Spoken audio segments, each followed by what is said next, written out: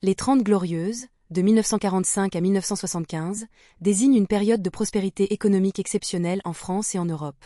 Elle incarne une époque de renouveau après les ravages de la Seconde Guerre mondiale, marquée par une croissance rapide et un profond changement social. À la fin de la Seconde Guerre mondiale, l'Europe est dans un état de dévastation.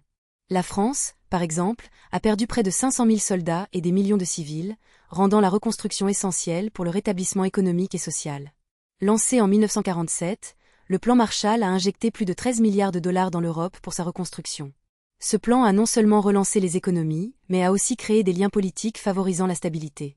Entre 1945 et 1975, l'économie française a connu un taux de croissance moyen de 5% par an.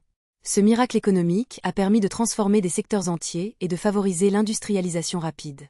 Durant cette période, le taux de chômage en France est tombé sous la barre des 1%.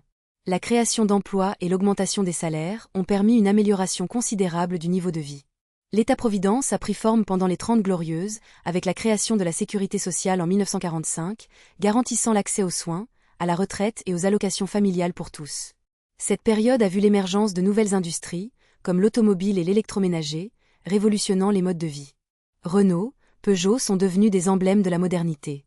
Le baby-boom des années 1945 à 1965 a vu la naissance de millions d'enfants, créant une génération nombreuse qui a influencé la culture et l'économie française pendant des décennies. L'urbanisation a été marquée par la construction de grands ensembles de logements, souvent en réponse aux besoins de logement pour les classes ouvrières. Ces HLM ont radicalement changé le paysage urbain. Les années 1960 ont vu l'explosion de la consommation de masse avec l'émergence des supermarchés. Les Français ont découvert le crédit à la consommation, rendant les biens de consommation accessibles.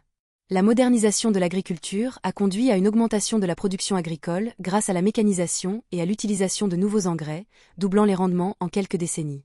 La période a été marquée par l'essor de nouvelles technologies comme la télévision et le téléphone. La télévision a été une nouvelle source d'information et de divertissement pour les familles.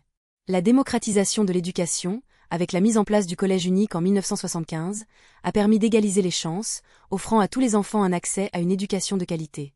Les événements de mai 1968 sont marqués par des grèves et des manifestations qui revendiquaient des droits sociaux et des réformes éducatives, marquant un tournant dans la conscience politique des jeunes.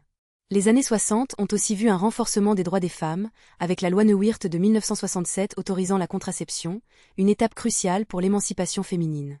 L'accord de Bretton Woods en 1944 a établi des règles pour le commerce international et un système monétaire fixe. Cela a aidé à stabiliser les économies pendant les Trente Glorieuses.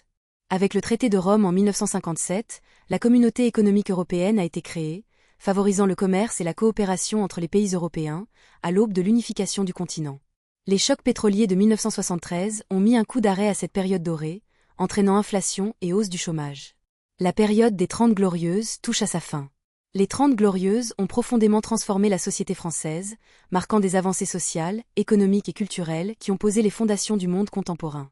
Aujourd'hui, l'héritage des Trente Glorieuses suscite une certaine nostalgie, souvent idéalisée comme une période de prospérité et de solidarité, mais également de grands défis à relever.